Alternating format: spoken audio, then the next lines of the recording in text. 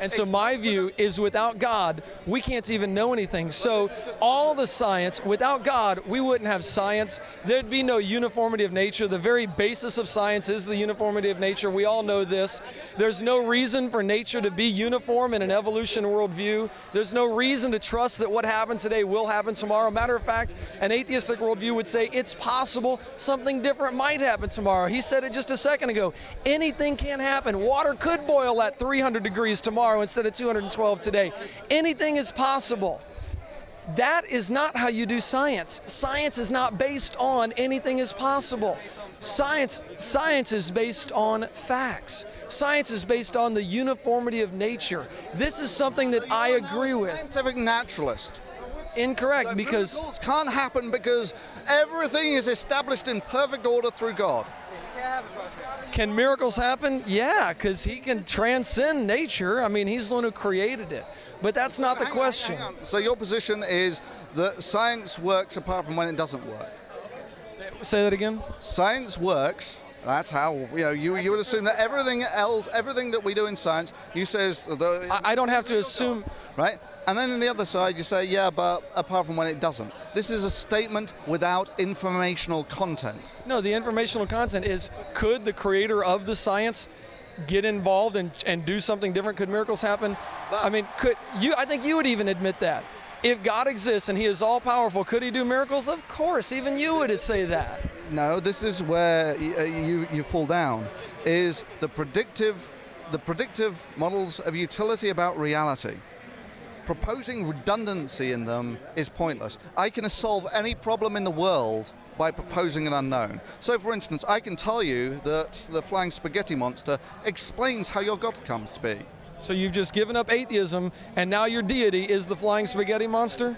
Do you understand what a hypothetical is? I do. But what you're doing is you're giving a hypothetical of, could this God account for it? And I'm saying, if you're going to argue that, you've given up atheism for a moment, you've given up atheism to create your argument. Would you agree with that? It's a hypothetical. Right, but it's a hypothetical outside of atheism in order to make that, correct? Yeah, because I can tell you, I know, because it is the revealed truth to me that the flying spaghetti monster created your God. Your God's just the middleman in all. Would you like to debate that? Would you like to have a debate between the God of the Bible and the flying spaghetti monster? Is that your position? The only way that you can explain your God's omnipotence is if there is a trans-omnipotent being. And that trans-omnipotent being, you can't explain your God without the flying spaghetti monster. I know this to be true. Would you like to debate that? I think we are. I'm saying, would you like to book a hall and do a debate on that? Explain it. Can you? No, let's do it now. Can you explain your God without the flying spaghetti monster? Ladies and gentlemen, this is Thunderfoot. He has just given up atheism and is now believing in the flying spaghetti monster. You see what I have to do there? You have to give up atheism. Hold still just a second. You have to give up atheism in order to argue against me. That's what you're doing. You're saying, okay, let's pretend it's this God. But if you're doing that, you're giving up atheism. What I'm doing is there's a combination of the Socratic method and reductum to absurdity. That basically, if I adopt your position, which I can quite happily do, if I adopt your position that I can just assert things as true, then you get nowhere, right? If we all did what you did, we would all be banging the rocks together in a swampy estuary at the moment. That's not true. Oh, yeah, absolutely it's true. Oh, you believe in absolute truth? No, you believe in absolute truth? Do you see the problem? You deal in worlds of absolutes, but then you deny them. I've explained this to you earlier. I assume that the universe exists. Because there is the basal assumption, you can never have absolute truth. Do you dispute that that is true? Do I dispute that we can have absolute truth? You absolutely dispute. I believe, yes, we can have absolute truth. Do you, now, just to make sure, okay. you agree with that? You agree with that? This is your assertion. Right, so you agree with that? Could you be wrong? Could I be wrong about what? Could you be wrong about your statement of absolute truth? If I took the position of I'm wrong, I couldn't know it, could I? Yes. So you could be wrong that absolute truth exists. No, because if I said I could be wrong, or if I said I'm wrong, absolute truth does not exist, I'm contradicting myself, right? Right, you have an internally inconsistent position. No, which is why I say absolute truth does exist, because that is internally consistent. But you accept that you could be wrong. I mean, the only... No, I didn't accept it. I said it depends on what we're talking about. Could I be wrong that absolute truth exists? No, because if I could be, then we wouldn't know anything. Knowledge. You are the recipient of divine knowledge. The word of Eric... As are you. ...is absolutely above all others.